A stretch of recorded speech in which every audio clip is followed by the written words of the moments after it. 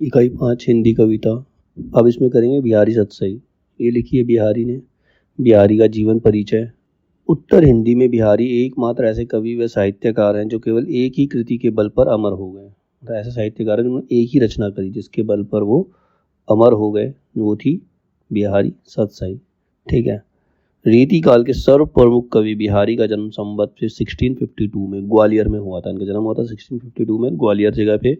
उनका परिवार एक प्रतिष्ठित ब्राह्मण परिवार था, मतलब इज्जतदार, इज्जत वाला एक ब्राह्मण परिवार था। उनके पिता का नाम केशव राय था।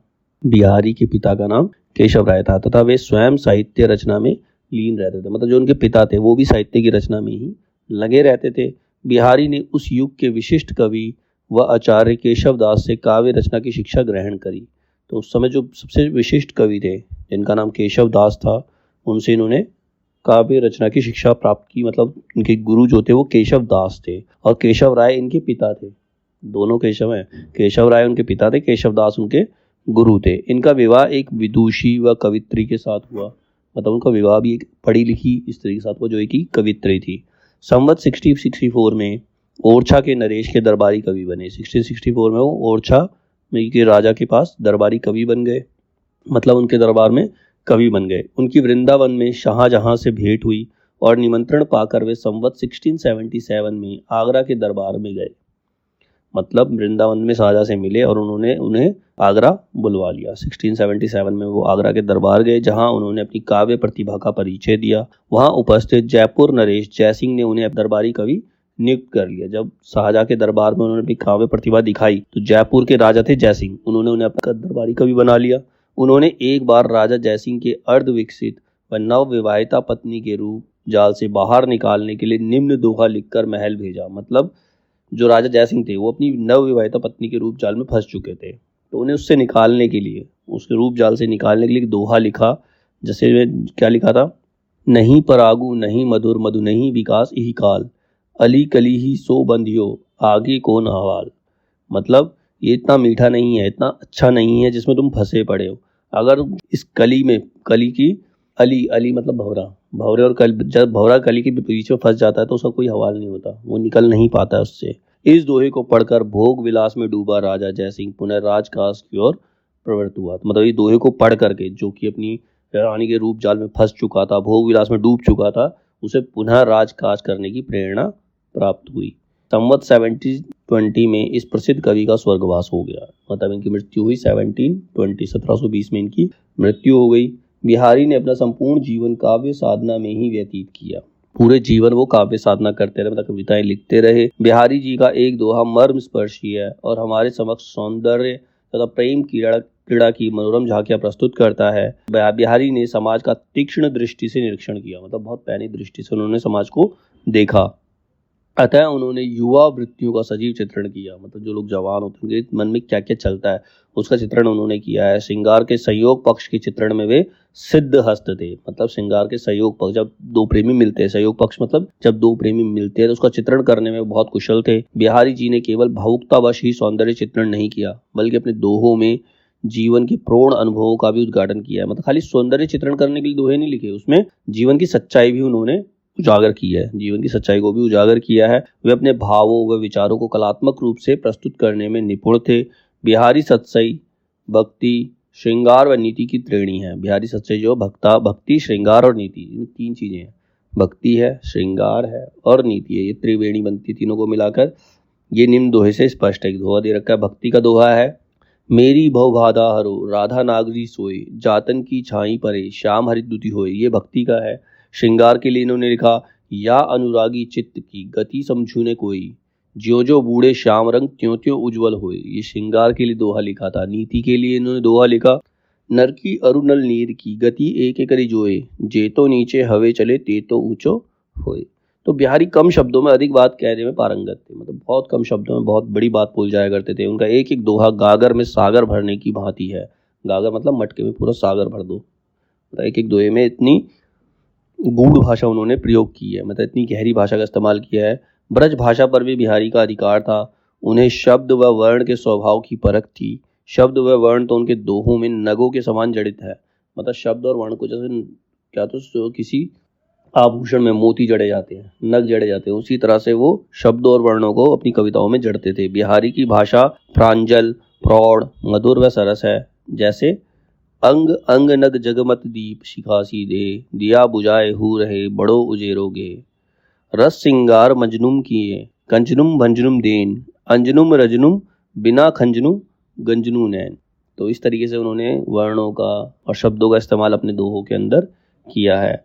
भाव, अनुभूति और चेतना को बिहारी किस प्रकार मार्मिक शब्दों और प्रभावशाली बिंबों में प्रकट करने की क्षमता रखते हैं। केवल एक ग्रंथ बिहारी सत्सई की रचना करके वे कवियों की उत्कृष्ट श्रेणी में आ गए। उन्होंने एक ही ग्रंथ लिखा जो मेन था बिहारी सत्सई, उसी से वो सबसे ऊंचे कवियों की लिस्ट में अपना नाम दाखिल करा पाए।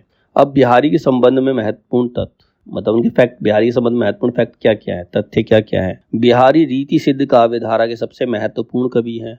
बिहारी का समय मुगल शासन के वैभव का काल माना जाता है, जब मुगल शासन में वैभव चल रहा था। अकबर के शासन के अंतिम दिनों से लेकर औरंगजेब के शासन के शुरुआती दिनों तक उनका जीवन काल फैला है। बिहारी के गुरु नरहरिदास थे, ये निम्बाक संप्रदाय में दीक्षित हुए थे। मतलब इनके एक और गुरु, एक काव्य की तो उन्होंने शिक्षा केशव दास से ली थी, लेकिन जो इनके गुरु थे वो नरहरिदास, और इन्होंने निम्बार्क संप्रदाय में शिक्षा ग्रहण की थी। बिहारी ने केवल एक काव्य ग्रंथ की रचना की जिसे सत्सई या बिहारी सत्सई कहा जाता है। सत्सई कवि हालकृत गाथा सप्तशती मतलब प्राकृत तथा गोवर्धनाचार्य कृत आर्या सप्तशती संस्कृत में है, जो कि उसकी परंपरा की ही रचना है, जिसमें कुल 700 छंद होते हैं। सत्सई के अंदर कुल 700 छंद होते हैं। बिहारी सत्सई में 713 छंद हैं। तो क्वेश्चन पूछा जा सकता है बिहारी सत्सई में कितने छंद हैं, तो 713 छंद है, 713 छंद हैं। अमृत शतक का प्रभाव भी बिहारी सत्सई पर माना जाता है। कृपाराम कृत हिततरंगिणी को हिंदी में सत्सई परंपरा का प्रथम ग्रंथ माना जाता है। सत्सई ने बिहारी की ख्याति इतनी बढ़ा दी है कि सत्सई शब्द का अर्थ ही बिहारी सत्सई हो गया है। मतलब सत्सई शब्द का अर्थ समझना हो तो लोग बिहारी सत्सई ही समझते हैं कि बिहारी सत्सई से ही इसका अर्थ निकल सकता है। इनकी कविताओं में चमत्कार की कितनी क्षमता है, यह जॉर्ज गियर्सन के इस कथन से पता चलता है। जॉर्ज गियर्सन क्या कहते हैं? कहते हैं कि पूरे यूरोप में एक भी कवि बिहारी की बराबरी नहीं कर सकता। यूरोप में बिहारी सत्सई के समकक्ष कोई रचना प्राप्त नहीं होती। यूरोप में, मतलब वो बिहारी तो हिंदुस्तान के हैं, लेकिन पूरे यूरोप में उनके जैसा कोई कवि नहीं मिल सकता। जो उन्होंने बिहारी सत्सई लिखी है उसके जैसी कोई रचना ही नहीं है वहाँ पर पूरी यूरोप के अंदर। बिहारी को रामचंद्र शुक्ल ने रसवादी तथा डॉक्टर नगेंद्र ने ध्वनिवादी कवि माना है। बिहारी को राधाचरण गोस्वामी ने पीयूषवर्षी मेघ तथा रेवरेंड एडविन ग्रीज ने शब्दों का चतुर प्रयोक्ता मात्र कहा है। मतलब राधाचरण गोस्वामी कहते हैं कि वो पीयूषवर्षी मेघ है। पीयूषवर्षी ऐसे बादल, मेघ मतलब बादल, ऐसे बादल जो अमृत बरसाते हैं। तो बिहारी जो है वो पीयूषवर्षी मेघ है, किसके अकॉर्डिंग?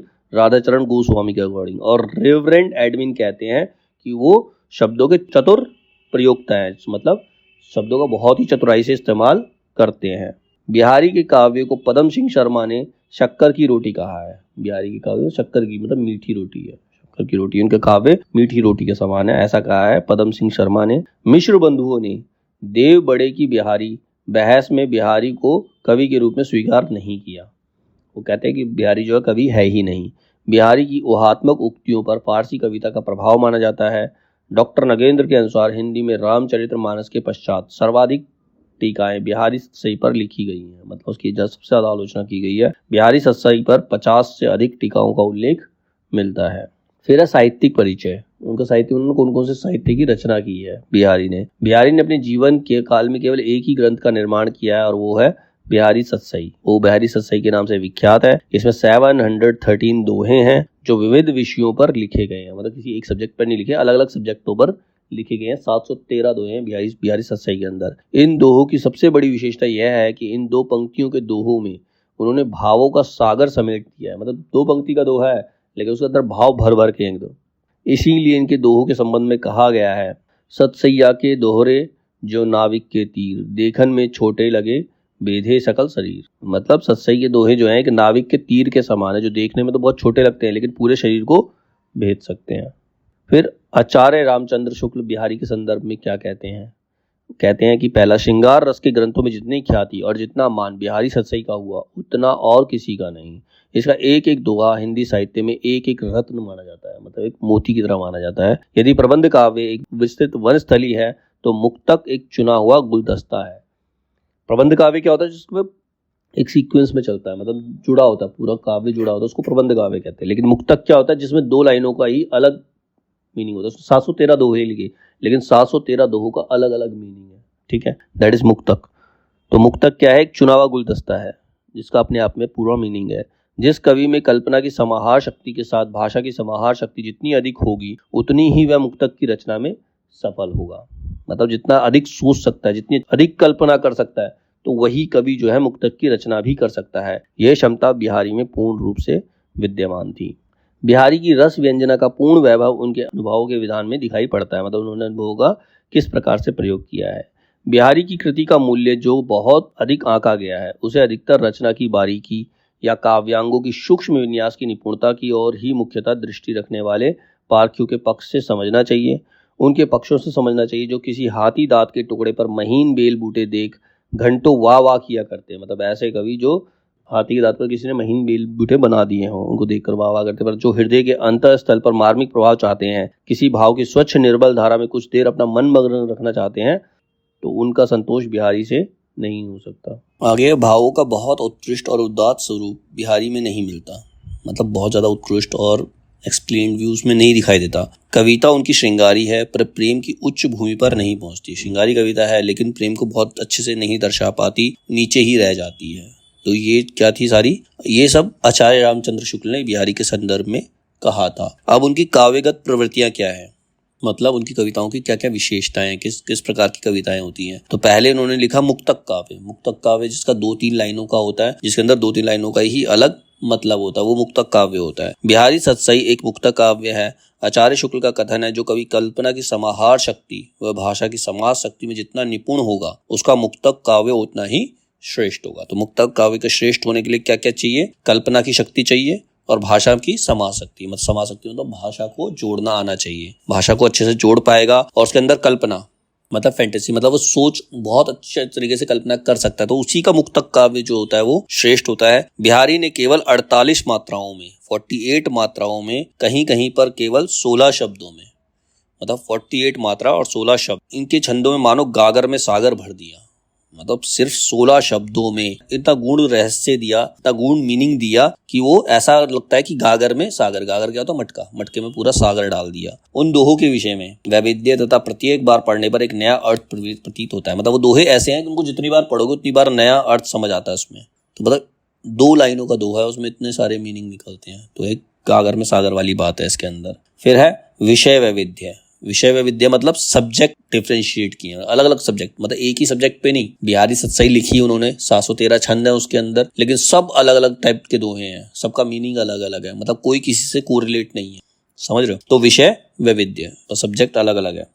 बिहारी सतसई के दोहे में अलग अलग विषयों को लिया गया है। कुछ दोहे नीति परक हैं। नीति मतलब एक राजा को किस प्रकार बिहेव करना चाहिए, किस तरीके से अपनी प्रजा के साथ उसे वार्तालाप करना चाहिए। तो कुछ क्या है, भक्ति परक है, कुछ में भक्ति के बारे में बताया गया है। कुछ दोहों में ज्योतिष ज्ञान को, तो कुछ में गणित, कुछ दोहे में उसमें ज्योतिष ज्ञान है और कुछ में गणित ज्ञान है, ज्ञान को आधार बनाया गया है। इस प्रकार कवि ने विविध विषयों पर दोहे की रचना करके अपनी बहुजता को भी सिद्ध किया है। मतलब उन्होंने कहा, उन्होंने ये सिद्ध किया, ये प्रूव किया है कि वो अलग अलग टॉपिक पे, अलग अलग विषय में सोच सकते हैं और उसको एक्सप्लेन कर सकते हैं। उनका भक्ति परक एक दोहा देखिए। भक्ति परक दोहे में क्या लिखा हुआ है, कौन भांति रही है बिरदू, अब देख ही मुरारी, बीधे मोसो आई के गीधे गिधई तारी। ठीक है, ये इनका भक्ति परक दोहा है, इसमें भक्ति के बारे में बताया गया है। फिर है श्रृंगार। श्रृंगार वर्णन का प्राधान्य है। श्रृंगार वर्णन इन्होंने बहुत अच्छे से किया है। बिहारी सतसई के अधिकांश दोहे श्रृंगार भावना से प्रेरित हैं। उन्होंने श्रृंगार की दोनों अवस्थाओं, संयोग अवस्था और वियोग अवस्था, श्रृंगार की 2 ही अवस्थाएं होती हैं, जब 2 प्रेमी साथ में होते हैं, मिलते हैं आपस में, वो होता है, और एक होता है वियोग अवस्था, जब 2 प्रेमी बिछड़ जाते हैं। तो ये 2 ही श्रृंगार विवरण की 2 ही अवस्थाएं हैं। इनका चित्रण किया है। संयोग अवस्था के श्रृंगार परक दोहों में कवि ने नायिका के सौंदर्य, रति क्रीड़ा, रति कामदेव की पत्नी, मतलब इतनी मनमोहक है कि उसको देख करके कोई भी अट्रैक्ट हो सकता है। नायक नायिका की चेष्टाओं आदि का वर्णन, मतलब जब नायक नायिका आपस में मिलते हैं तो किस प्रकार की चेष्टाएं करते हैं, किस प्रकार से एक दूसरे के रूप का वर्णन करते हैं, इन सबको उन्होंने दिखाया है। विप्रलंब श्रृंगार के कुछ दोहे अतिशयोक्तिपूर्ण से प्रतीत होते हैं। अतिशयोक्ति मतलब जो हो ही नहीं सकता, कल्पना के बाहर की चीज है, दैट इज अतिशयोक्ति, उसके बारे में बताया है। परंतु संयोग अवस्था के दोहे में तो कवि ने भावों, क्रीड़ाओं, की मूसलाधार ही कर दी है। मतलब इतनी भावनाएं और इतनी क्रीड़ा, इतना खेल दिखाया उसके अंदर, जब संयोग पक्ष आता है तो इतना कोई कर नहीं सकता।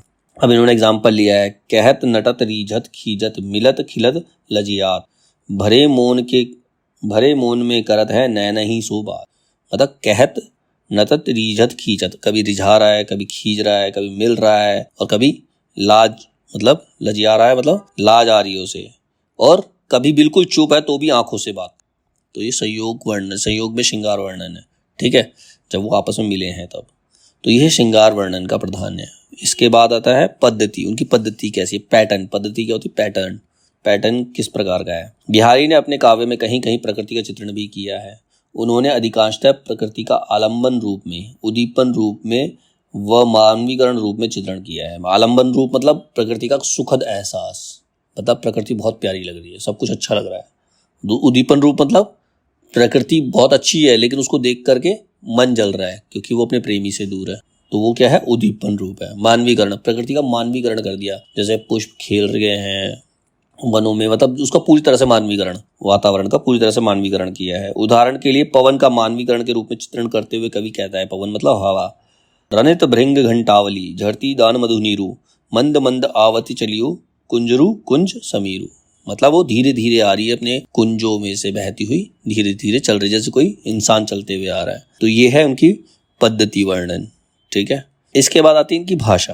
बिहारी की भाषा किस प्रकार की है? बिहारी ने अपने दोहों में अधिकांशतः साहित्यिक ब्रज भाषा का प्रयोग किया है। उनके दोहे में शब्द योजना व वाक्य विन्यास प्रभावोत्पादक है।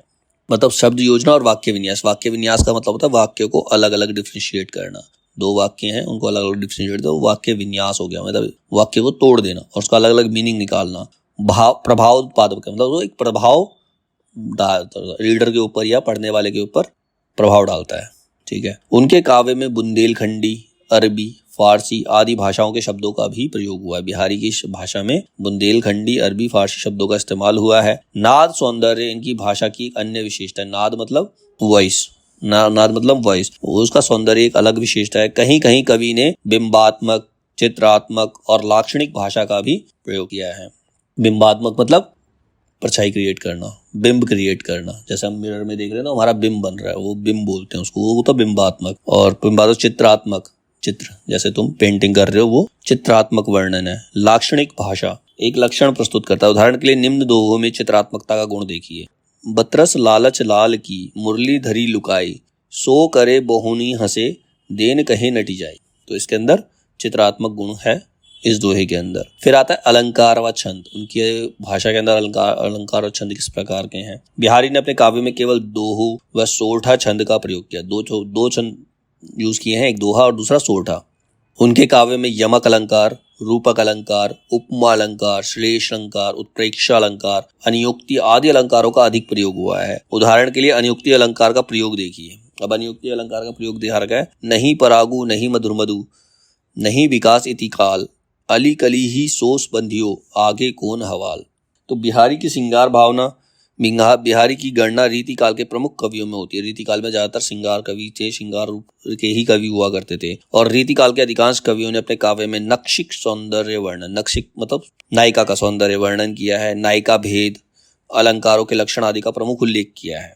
इस संदर्भ में डॉक्टर नगेंद्र ने ठीक ही कहा है, साचा चाहे जैसा भी रहा हो उसमें ढली श्रृंगारिकता ही। मतलब साचा मतलब जिसके अंदर कोई भी चीज डाल दो वैसी शेप दी जाए तो उसको साचा कहते हैं। तो वो कैसा भी रहो लेकिन उसके अंदर दिखाई क्या देगी? श्रृंगारिकता ही। अतः एक दरबारी कवि होने के नाते भी बिहारी के काव्य में श्रृंगार वर्णन का आधिक्य कोई अचरज की बात नहीं है। बिहारी ने अपने जीवन में केवल एक कृति की रचना की है, वो है बिहारी सतसई, और उसमें 713 से अधिक दोहों में 600 दोहे केवल श्रृंगार पर आधारित है। मतलब 713 दोहे लिखे, उसमें 600 दोहे श्रृंगार से रिलेटेड है, तो मतलब बाकी कितने बचे? 113, ठीक है। श्रृंगार रस को रसराज की उपाधि दी गई है। इसमें प्रेम अथवा रति स्थायी भाव होता है तथा नायक नायिका आलंबन में होते हैं। काव्य शास्त्रियों ने श्रृंगार के दो पक्ष माने हैं, संयोग श्रृंगार और वियोग श्रृंगार। बिहार ने अपने काव्य में इन दोनों ही पक्षों में मनोयोग से प्रस्तुत किया है, मतलब पूरे मन से उन्होंने लिखा है। इन्हीं भेदों के आधार पर उनके श्रृंगार वर्णन की समीक्षा की जा रही है। अब उसमें दोनों का अलग अलग है। संयोग श्रृंगार क्या है? संयोग श्रृंगार क्या है? बिहारी के संयोग श्रृंगार वर्णन में जितनी सफलता मिली उतनी वियोग श्रृंगार में नहीं मिली है। संयोग श्रृंगार तो मानो बिहारी सतसई की आत्मा है। संयोग श्रृंगार में संभवतः कोई ऐसी दशा स्थिति भाव शेष नहीं। उन्होंने हर चीज का वर्णन किया उन्होंने जिस पर बिहारी की लेखनी ना चली, मतलब कोई ऐसी चीज है ही नहीं जिस पर उन्होंने लिखा ना हो। उन्होंने संयोग श्रृंगार के चारों उपभेद, अब संयोग श्रृंगार के 4 उपभेद बताए हैं। रूप वर्णन, प्रेम व्यापार, नायिका भेद और कथन व हाव अनुभाव। तो ये चार उपभेद हैं इसका, इनका विस्तृत उन्होंने वर्णन किया, इनको एक्सप्लेन भी किया है। सबसे पहले रूप वर्णन। रूप वर्णन में क्या बताते हैं? श्रृंगार वर्णन में नायक नायिका के सुंदर रूप, वेशभूषा, छवि आदि का वर्णन ही रूप वर्णन कहलाता है। बिहारी ने अपने काव्य में नायक नायिका के रूप वर्णन में अनेक सुंदर दृश्य अंकित किए हैं। उदाहरण के लिए नायिका के नेत्र, आंखें, सौंदर्य का वर्णन देखिए। श्रृंगार भंजनु किए कंजनु भंजनु देन, अंजनु रंजनु हूँ बिना खंजनु गंजनु नैन। मतलब सब कुछ है उसके पास, सारा श्रृंगार उसने किया हुआ है, लेकिन उसके नैनों को देखते ही एक अलग सी अट्रैक्शन होती है। फिर आता नायिका भेद। कथन काव्य शास्त्रियों ने प्रेम, अवस्था, रुचि आदि के आधार पर नायिकाओं के अनेक भेद किए हैं। भले ही बिहारी ने नायिकाओं का वर्गीकरण तो नहीं किया, परंतु सभी प्रकार की नायिकाओं के सौंदर्य संबंधी चित्र अवश्य प्रश्नीय हैं। उदाहरण के लिए निम्न पंक्तियों में परकीया नायिका के अंग अंग में उमड़ने वाले सौंदर्य लपट का वर्णन करते हुए कवि कहता है, अंग अंग छवि की लपट उपटती जाती अच्छे, खरी पातरु न तऊ लगे भरी सो दे। ठीक है, इस प्रकार से उन्होंने इसमें नायिका भेद किया। उसके बाद आता है प्रेम व्यापार। नायक नायिका के मिलने पर उनमें प्रेम की आंगिक चेष्टाएं होना स्वाभाविक ही है, मतलब वो एक दूसरे की तरफ अट्रैक्ट होते हैं। आंगिक चेष्टाएं मतलब शारीरिक जो बदलाव होते हैं। बिहारी ने अपने काव्य में चुंबन, आलिंगन, परिस्मरण आदि के साथ साथ अन्य बाह्य व्यापारों का भी वर्णन किया है। उदाहरण के लिए निम्न दोहे में होली के अवसर पर नायक नायिका के प्रेम व्यापार को इस प्रकार प्रस्तुत किया है। रस भिजिए दोऊ दुहनी, तऊ टिकी रहे टरेना, छवि सो छिरकत प्रेम रंगू, भरी पिचकारी नैन। वियोग अथवा विप्रलंब श्रृंगार। वियोग और विप्रलंब एक ही बात, जब प्रेमी बिछड़ते हैं। साधारणतः वियोग श्रृंगार के 4 उपभेद माने जाते हैं: पूर्व राग, मान, प्रवास और करुण। बिहारी ने अपने काव्य में इन सभी उपभेदों का बड़ी तत्परता व तल्लीनता के साथ निरूपण किया है। इनका संक्षिप्त वर्णन इस प्रकार है, इन चारों का भी इसने वर्णन किया है: पूर्व राग, मान, प्रवास और करुण। पूर्व राग में क्या होता है? जब नायक अथवा नायिका के रूप, सौंदर्य, गुण आदि को सुनकर दूसरे के मन में सहज अनुराग व आकर्षण उत्पन्न हो जाए, मतलब जब नायक या नायिका कोई भी है, जब उसके सौंदर्य का वर्णन किया जाए और दूसरे के मन में भी प्रेम उत्पन्न हो जाए, अट्रैक्शन होने लग जाए, तो उसको कहते हैं पूर्व राग। ठीक है, तो नायक नायिका से अथवा नायक नायिका से मिलने के लिए व्याकुल हो उठता है, तो वहां पर पूर्व राग होता है। ठीक है, बिहारी के निम्न दोहे में पूर्व राग का निर्वाह हुआ है, जिसमें कवि बताता है, जब से नायिका के नेत्र नायक की छवि रूपी जल में गिरे हैं, तब से वे एक क्षण के लिए भी बिछड़ नहीं पाते हैं। वह समय सूचक कटोरी की भांति निरंतर डूबते उतरते रहते हैं। हरी छवि जल जब ते परे, तब ते छिनु बिछुरने, मस्त दुरत बूढ़त तरत, रहत धरती लो नैन। इसके बाद आता है मान। मान में क्या है? जब नायक या नायिका ईर्ष्या या प्रणय के कारण परस्पर रूठ जाते, आपस में रूठ जाते किसी भी वजह से, प्रेम के कारण या ईर्ष्या के कारण, या मान लो प्रेमिका किसी और के साथ है या प्रेमी किसी और के साथ है, तो ईर्ष्या के कारण जब रूठ जाते हैं तथा एक दूसरे से दूर होते ही पुनः मिलने के लिए व्याकुल हो जाते हैं, मतलब रूठ के अलग तो हो गए लेकिन दोबारा मिलना चाहते हैं, तब वह अवस्था मान कहलाती है। बिहारी ने अपने काव्य में मान दशा का अत्यंत मनोहारी चित्रण किया है। जैसे उन्होंने लिखा है, तो पर वारो उर्वशी सुनी राधिके सुजान, तू मोहन के उर्वशी हवे उर्वशी समान। ठीक है, इसके बाद है प्रवास। प्रवास का मतलब होता है जब कोई भी एक प्रेमी दूर चला जाता है, किसी भी कारणवश काम के लिए कहीं पर भी दूर चला जाता है, तब वो कंडीशन जो होती है। प्रवास में क्या होता है? जब नायक विदेश चला जाता है, तब नायक नायिका का एक विरह प्रवास कहलाता है। बिहारी ने अपने विप्रलंब श्रृंगार वर्णन में सर्वाधिक सफलता प्रवास वर्णन में ही पाई है। जैसे कि निम्न दोहे में बिहारी ने दर्शाया है कि प्रदेश गमन की बात सुनकर नायिका का गला रूंझ जाता है तथा वह प्रदेश जाते नायक से कुछ कह भी नहीं पाती है। दोहा लिखा है, लन चलनु सुनी चुप रही, बोली आपो न ईठी, राख्यो गही गाड़ी अरे, मानो गलगली टिटी। मतलब वो बाहर जा रहा है और वो इतनी दुखी है, उसका गला इतना रूंध गया कि वो कुछ चाह कर भी नहीं कह पा रही है उससे। तो इस अवस्था का वर्णन किया। इसके बाद है करुण। जब विदेश गए नायक के विरह में नायिका या नायक की स्थिति अत्यंत दयनीय हो जाती है, तब वह करुण दशा के अंतर्गत आती है। बिहारी ने अपने काव्य में इस उपभेद का अत्यंत मार्मिक चित्रण किया है। उदाहरण के लिए निम्न दोहे में विरह व्यथा से पीड़ित नायिका वेदना की अग्नि में ऐसे जल रही है कि उस पर डाले जाने वाला गुलाब जल उसके शरीर पर गिरने से पहले ही सूख जाता है, मतलब इतना ताप है उसके मन में। इसने लिखा है, ओंधाई सीसी सुलखी विरह बरती बिलात, बिछी सुखी गुल बगी, छीटी छुई न गात। इसके अतिरिक्त बिहारी ने वियोग श्रृंगार के अंतर्गत नायिका की विरहजन्य काम दशाओं अतः चिंता, अभिलाषा, स्मृति, गुण कथन, उद्वेग, प्रलाप, उन्माद, व्याधि, जड़ता आदि का भी सुंदर वर्णन किया है। अब इन सब के बारे में बताया इसने। उदाहरण के लिए चिंता में क्या होता है? देखर बुरे कपूर लो, उपे जाए जिन लाल, छिन छिन जात परी खरी, छिन छबीली बाल। मरण दिखाया, कहा कहो वाकी दशा, हरि प्राणन के ईश, विरह ज्वाल जरीबो लखे, मरिबो भयो आशीष। अतः संक्षेप में कहा जा सकता है कि बिहारी ने काव्य शास्त्रों के अनुरूप श्रृंगार वर्णन के सभी भेदों, उपभेदों, दशाओं आदि का अत्यंत प्रभावशाली चित्रण किया है। उनके श्रृंगार वर्णन में कामुकता भाव, उत्तेजना, मनोरंजन आदि का सुंदर समावेश है। अतः उन्हें निश्चय ही श्रृंगार वर्णन का चितेरा कवि कहा जा सकता है, मतलब बहुत चतुर कवि कहा जा सकता है। बिहारी की भक्ति भावना पर प्रकाश डालिए। अब बिहारी की भक्ति भावना के बारे में बताया है। यह तो सत्य है कि रीतिकाल के अधिकांश कवि श्रृंगार वर्णन में ही लीन थे, क्योंकि उनका प्रमुख उद्देश्य अपने विलासी राजा या आश्रयदाता को प्रसन्न करना था। परंतु फिर भी इतना अवश्य कहा जाएगा कि इस काल में अधिकांश कवि भक्ति विषयक रचना में भी रुचि लेते रहे। फिर भले ही इन कवियों ने कोरी परंपरा के पालन के लिए, फिर अल्पकालिक रुचि परिवर्तन के लिए ही भक्ति विषयक रचना की। अब बिहारी को ही देख लो, उसने 713 दोहे लिखे, उसमें से 600 दोहे तो श्रृंगार के ही हैं, तो भक्ति के रह ही कितने गए? तो एक फॉर्मेलिटी थी उस टाइम पे।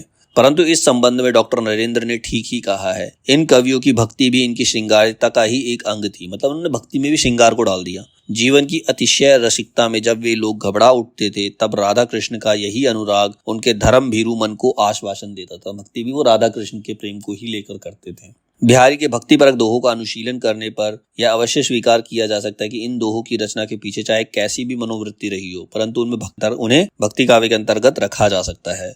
बिहारी की भक्ति भावना में उदारता है, मतलब करुणा है। उनमें निर्गुण, सगुण या राम कृष्ण में से किसी एक को चुनने का झंझट नहीं है, सबके बारे में बोलते हैं। परंतु उनमें कबीर, तुलसी या सूर की भांति अनन्य भाव की श्रद्धा व निष्ठा भी नहीं है। अतः ऐसी दशा में उनकी भक्ति भावना की प्रमुख विशेषताओं को निम्न वर्गों में बांटकर उनकी समीक्षा की जा सकती है। अब उनके भक्ति दोहों को किन वर्गों में बांटा जाता है? पहला है सरल व सहज भाव से उपासना, मतलब उपासना करनी चाहिए बिल्कुल सरल और सहज भाव से।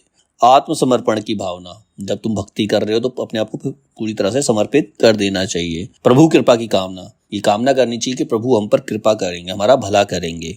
दास्य भाव की भक्ति, अपने आप को प्रभु का दास बना देना चाहिए, बिल्कुल उनके चरणों में रहना चाहिए। बाहुयाडंबरों एवं पाखंडों का विरोध, उपालंब देने अथवा वाक की चातुर्य की प्रवृत्ति होनी चाहिए और आराध्य के प्रति दृढ़ विश्वास होना चाहिए। तो ये सब क्या है? बिहारी के बारे में बताया गया है।